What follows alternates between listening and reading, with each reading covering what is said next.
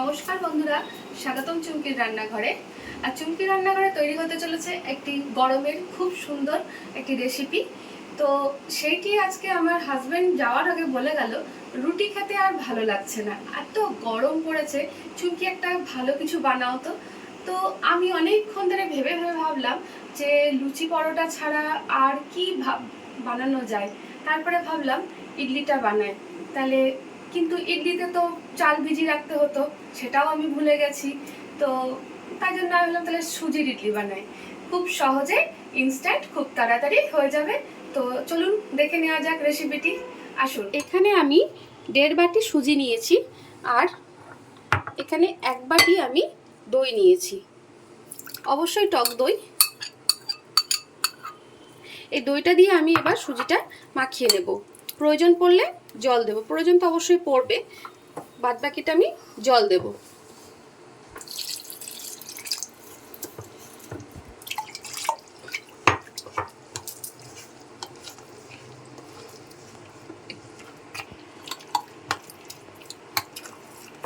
আর জলের আমাদের প্রয়োজন নেই, আপাতত নেই, আবার পরে দিতে হবে।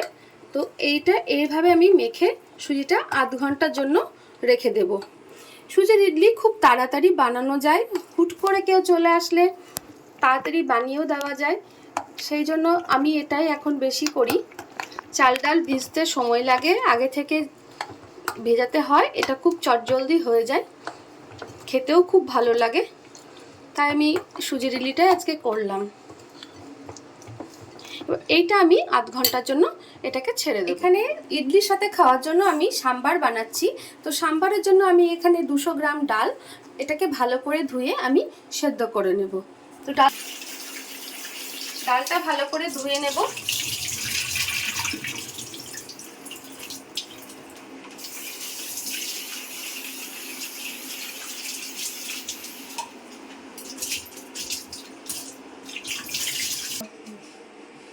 ডালটা প্রেসার কুকারে দিয়ে দিলাম ভালো করে। এখানে আমি 1 বাটি জল দিয়ে দিলাম, এখানে 1 চামচ আমি লবণ দিলাম, প্রেসারের ঢাকাটা লাগিয়ে দিলাম। এবার দুটো সিটি পড়তে পড়তে একটু অপেক্ষা করব। আমি 3 চামচ রিফাইন অয়েল দিয়েছি। এবার এখানে আমি ফোড়নটা দেব। এখানে আমি 3টে শুকনো লঙ্কা দিলাম, আর এখানে কিছুটা কালো সর্ষে এর মধ্যে আমি দিয়ে দিলাম।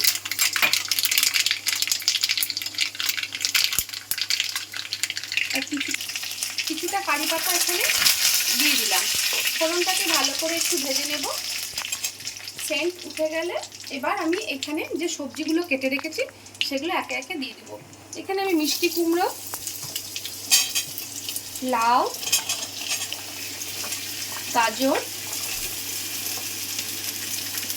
সজনে ডাঁটা আর বেগুন, এই কটা সবজি আমি কেটে ভালো করে ধুয়ে রেখেছিলাম। এবার এগুলো আমি ভালো করে একটু ভেজে নেব। সেদ্ধ করে দিলেও হয়, কিন্তু ভেজে দিলে একটু টেস্টটা বেশি ভালো হয় বলে আমি একটু এটা আগে ভেজে নেব। এখানে আমি 1/2 চামচ হলুদ গুঁড়ো দিলাম, 1/2 চামচ কাশ্মীরি লঙ্কা দিলাম, আর এখানে 1 চামচ লবণ দিলাম। ডালেও 1 চামচ দিয়েছি, এখানে ওই জন্য 1 চামচ লবণ দিলাম। এবার ভালো করে সবজিটা নেড়ে চেড়ে একটু কষিয়ে নেব। এখানে আমি কোনো পেঁয়াজের ব্যবহার করছি না, সম্পূর্ণই নিরামিষ, পেঁয়াজ ছাড়াই আজকে আমি বানাচ্ছি। তবে পেঁয়াজ দিলে টেস্টটা ভালো হয়, তো আজকে আমি পেঁয়াজ ছাড়াই বানাচ্ছি। এগুলো অনেকটা নরম হয়ে গিয়েছে। এবার এর মধ্যে আমি 2টো টমেটো সেটাও অ্যাড করলাম। টমেটোটা দিয়েও এবার একটু লো হিটে ঢাকা দিয়ে আর একটু ভেজে নেব। তো বন্ধুরা, সবজিটা আমাদের ভাজা হয়ে গিয়েছে, একবারে নরম হয়ে গিয়েছে। এবার এগুলো আমি এই সেদ্ধ ডালের মধ্যে দিয়ে আর একটা সিটি দিয়ে দেব। এটা তো অর্ধেক সেদ্ধ প্রায় হয়েই আছে, ডালটাও অর্ধেক সেদ্ধ হয়ে গিয়েছে। এবার এগুলো দিয়ে জাস্ট আমি একটা সিটি দেব। জল দিয়ে দিলাম পরিমাণ মতো। এবার এটা আমি একটা সিটি দিয়ে নেব। আমাদের এখানে আরেকটা সিটি দেওয়া হয়ে গিয়েছে। এবার দেখে নিই, সবজিগুলো সব সেদ্ধ হয়ে গেছে আর ছুটিগুলো ভাঙেনি, বেশ গোটা গোটা হয়েই আছে। এবার এর মধ্যে আমি এই তেঁতুলের কাঠটা দিয়ে দেব। তেঁতুলটা আমি আগে থেকে ভিজিয়ে খোসা বিচনগুলো আলাদা করে নিয়েছি। আর এখানে দিয়ে দিব সাম্বার মশলা। এবার এই মশলাটা দিয়ে একটু 1-2 মিনিট ফুটিয়ে নেব। ব্যাস, তাহলেই রেডি আমাদের সাম্বার। খুব সুন্দর হয়েছে, খুব সুন্দর সেন্টও ছাড়ছে। আর ডাঁটাগুলো কিন্তু একদম ভাঙেনি, যেটা সব থেকে ভয় লাগে ডাঁটাগুলো ভেঙে যাওয়ার, সেটা কিন্তু ভাঙেনি, বেশ গোটা গোটা হয়েই আছে। এটা আমি এতটা ঘন রাখবো না, একটু পাতলা করব। সাম্বার ডালটা যেহেতু একটু পাতলা পাতলা ভালো লাগে, সেই জন্য এখানে আমি আর একটু জল দিলাম। এবার এই থিকনেসটা ঠিক আছে। এবার একটু ফুটলেই আমি এটা অফ করে দেব। ব্যাস, রেডি আমাদের সাম্বার। এখানে আমি একটা মিক্সিং জার নিয়ে নিয়েছি। এর মধ্যে আমি এটা শুকনো খোলায় আমি কিছুটা বাদাম ভেজে রেখেছি। আর এখানে ছোলা ভাজা আগে থেকেই ছিল, সেটা আমি এই জারের মধ্যে দিয়ে দিলাম। আর এখানে 4টে কাঁচা লঙ্কা, কিছুটা পুদিনা পাতা,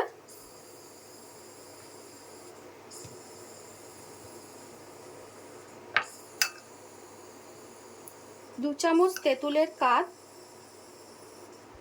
তেঁতুলের বীজ ছিল, সেজন্য আমি এটা জলে ভিজিয়ে কাঠটা দিলাম। শুকনো কোকোনাট পাউডারটা আমি এর মধ্যে অ্যাড করলাম। যেহেতু আমার কাছে কাঁচা নারকেল ছিল না, সেই জন্য আমি এখানে শুকনো পাউডারটাই দিলাম। আর এখানে আমি 1 চামচ লবণ দিলাম। দিয়ে এইটা আমি একটা সুন্দর মিহি পেস্ট তৈরি করব। এখানে পেস্টটা ঠিকঠাক হয়নি, আর একটু হবে। তো এর মধ্যে আমি আর 2 চামচ টক দই অ্যাড করলাম। এটা আবার আরেকটু আমি ওই যে চাটনিটা বাদামের বানিয়েছি, সেটাতে ফোড়ন একটু দিতে হবে। তার জন্য এখানে আমি কিছুটা কালো সর্ষে, 2টো শুকনো লঙ্কা,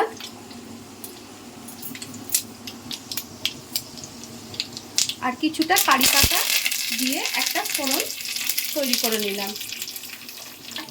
ওটাতে তো সব কিছু দেওয়াই আছে, শুধু এই ফোড়নটা দিলেই ভালো লাগবে খেতে। এবারে এই তরকাটা এই চাটনির মধ্যে দিয়ে দেব।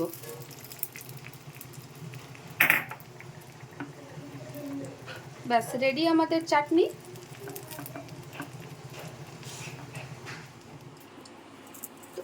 এক ঘন্টা আমরা এটাকে ভিজিয়ে রেখেছিলাম, অনেকটাই সুজিটা ফুলে গেছে। এবার এখানে আমি জল দিয়ে ব্যাটারটাকে একটু নরম করব। আর এর মধ্যে এখন দিয়ে দেব 2 চামচ লবণ। ভালো করে এটাকে মিশিয়ে নেব।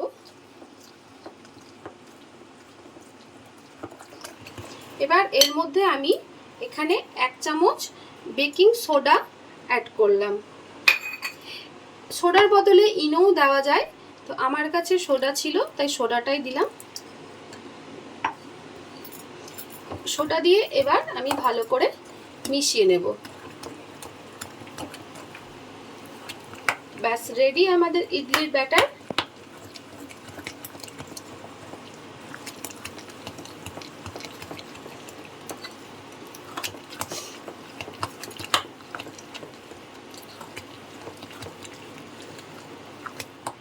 এবারে স্ট্যান্ডগুলো আমি খুলে স্ট্যান্ডগুলোতে ভালো করে আমি অয়েল ব্রাশ করে নেব। এটা কিন্তু খুব জরুরি, ভালো করে চারিদিকে রিফাইন অয়েল লাগিয়ে নেব।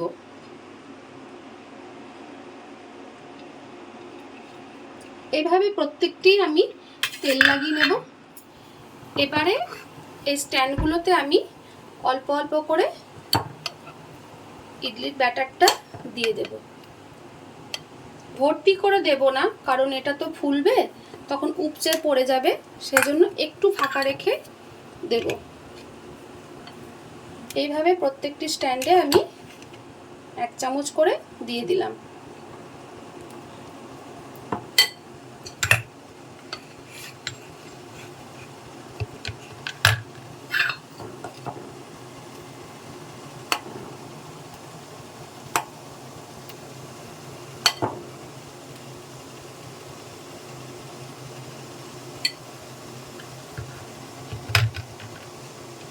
দিয়ে মুখটা ভালো করে লাগিয়ে দেব। এখানে আমি একটা বড় পাত্র নিয়েছি, সেটাতে আমি আগে থেকেই জল গরম করতে দিয়েছি। জলটা ফুটে গেছে। এবার এই স্ট্যান্ডটা আমি আস্তে করে এর মধ্যে দিয়ে দেব। দিয়ে 10 মিনিট মতন আমি এটাকে ঢাকা দিয়ে রেখে দেব। ফিরে আসছি 10 মিনিট। এটা একবার চেক করে নিই কেমন হয়েছে। একটু আর হবে, 1 মিনিট মতন। কাঠির গায়ে লেগে গেছে, তার মানে আর একটু হবে। এটা এবার গ্যাস থেকে আমি নামিয়ে নিলাম। এবার এটা খুলে নেব। একটু ঠান্ডা হলে সব একে একে তুলে নেব। দেখি তোলা যাচ্ছে কিনা। ও না, সুন্দর সুন্দর হয়েছে, খুব সুন্দর স্পঞ্জি হয়েছে। এবার এরকম করে সবগুলো একে একে খুব সুন্দর ছেড়ে যাচ্ছে। দেখতেই পাচ্ছেন তলাতে একটু লেগে নেই, খুব ভালো মতন হয়েছে। সবগুলো আমি একে একে এইভাবে তুলে নেব। তো তৈরি হয়ে গেছে আজকে চুমকির রান্নাঘরে ইনস্ট্যান্ট সুজির ইডলি। এটা কোনো ঝামেলা ছাড়াই খুব সহজে খুব কম সময়ে বানিয়ে নেওয়া যায়। এই রেসিপিটি আপনাদের ভালো লাগলে অবশ্যই আমাকে কমেন্ট বক্সে জানাবেন কেমন লাগলো, আর ভালো লাগলে অবশ্যই শেয়ার করবেন। তো শুভরাত্রি, ভালো থাকবেন, দেখা হচ্ছে নতুন ভিডিওয়। নমস্কার।